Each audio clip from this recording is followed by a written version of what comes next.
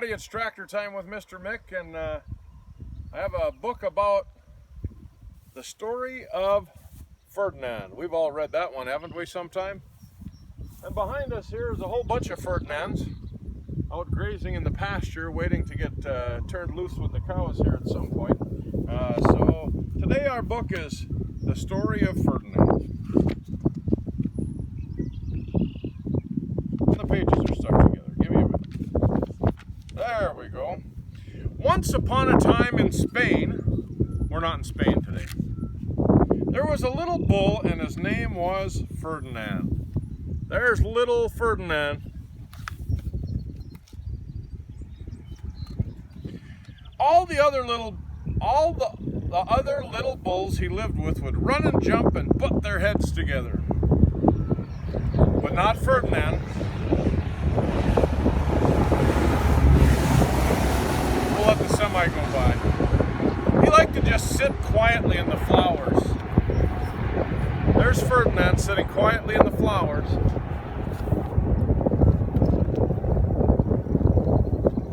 His favorite spot was out in the pasture under a cork tree.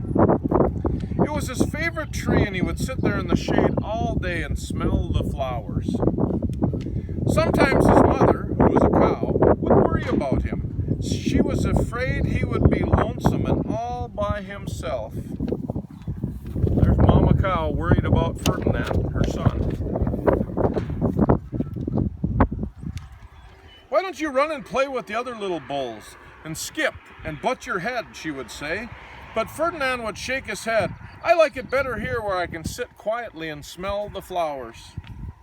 His mother saw that he was not lonesome, and because she was an understanding mother, even though she was a cow, she let him just sit there and be happy. As the years went by, Ferdinand grew and grew until he was very, very big and strong. Whew, he turned into a big bull, just like these guys back here. All the other bulls who had grown up with him were in the same pasture would fight each other all day long. They would butt each other and stick each other with their horns. What they wanted most of all was to be picked to fight at the bullfights in Madrid. But not Ferdinand. He still just to sit quietly under the cork tree and smell the flowers.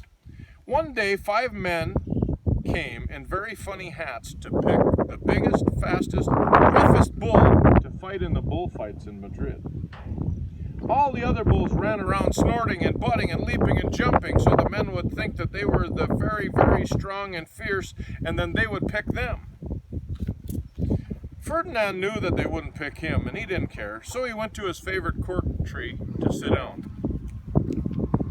He didn't look where he was sitting, and instead of sitting in the nice cool grass under the shade of the tree, he sat right on a bumblebee. Well, if you were a bumblebee and a bull sat on you, what would you do? You would sting him, and that's just what the bee did to Ferdinand. Look at Ferdinand's face. He just got stung by a bee. Wow, did it hurt. Ferdinand jumped with a snort, and he ran around puffing and snorting and butting and pawing the ground as if he were crazy. The 5 men saw him, and they all shouted with joy. Here was the largest, fiercest bull of all, just the one for the bullfights in Madrid. So they took him away for the bullfight in a cart. What a day it was.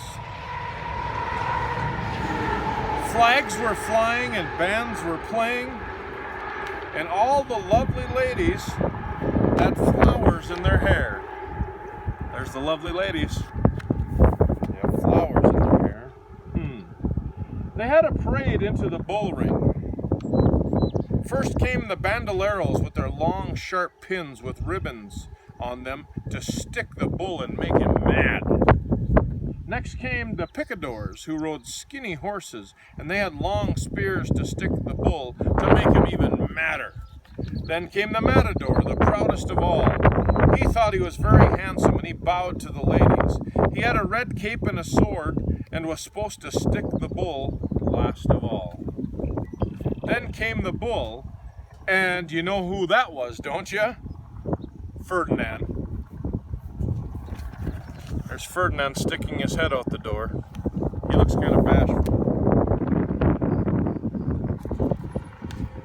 And they called him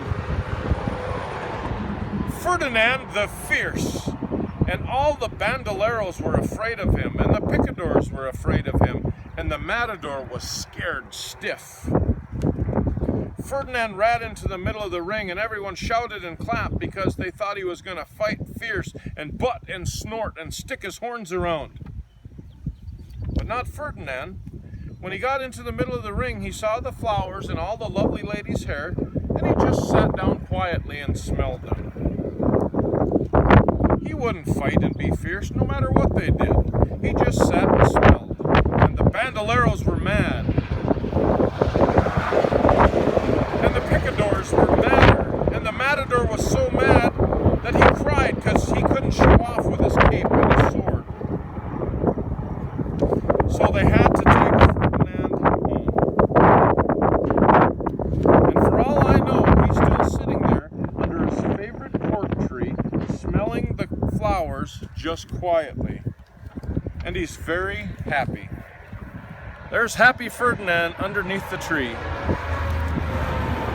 And there's all our other Ferdinands back here. The end.